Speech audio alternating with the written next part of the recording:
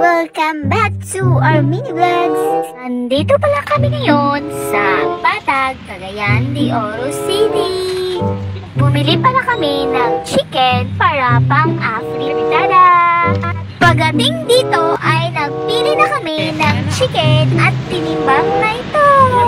Pagkatapos namin bumili ng manok, pumunta kami dito sa unahan.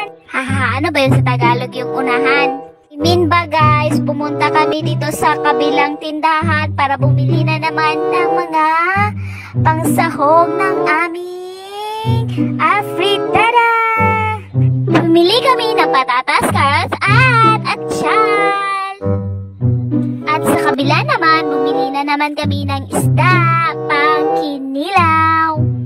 Bangus yung napili namin at saka linisan na namin yung isda at pinaslice para madali na lang namin gawin pagdating sa bahay. Ayan ang bait nga ni Kuya kasi siya pa yung nag-offer na i-slice yung bangus. Yan na, nilagay na namin sa supot at saka umuwi na kami. At ito na guys, sinislice na namin ang mga sahog ng aming kinilaw at saka tinimplahan. Hindi nga pala ako nagtimpla guys, yung ate ko lang nagtimpla kasi titingin-tingin lang ako. Kasi masarap siyang magtimpla ng kinilaw. Kaya siya yung pinatimpla ko. Ang una niyang nilagay ay yung tabon-tabon kung tawagin dito sa amin sa mga Bisaya. Comment down below guys kung anong tawag niyong tabon-tabon sa inyo. At tinilagay niya na yung luya, buyas, at saka hinalo-halo niya na. Nilagyan niya rin ng suha, kalamansi at saka yung sile. O, tignan nyo guys, pinipiga-piga pa niya yung suha. Alam nyo ba guys, may sikretong recipe yung ate ko sa kinilaw niya. Nilagyan niya ng gatas na powdered milk. At maraming sili. Yan o guys, pinakita pa nga nyo yung sili, napupulang sili. Sarap kasi yung kinilaw guys, pag maraming sili ang ilalagay mo.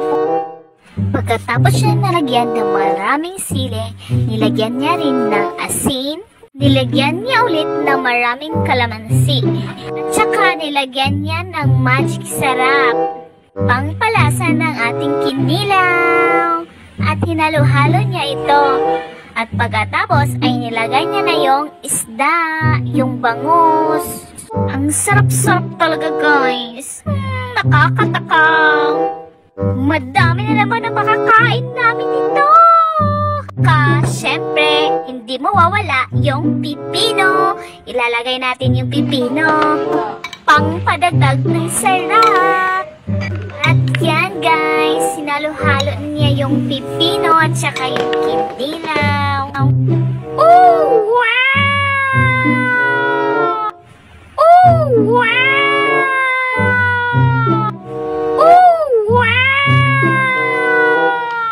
At yan lang guys, kain na tayo. Salamat sa panunood at sa uulitin. At huwag naman yung kalimutan guys ang pag-like sa aming video.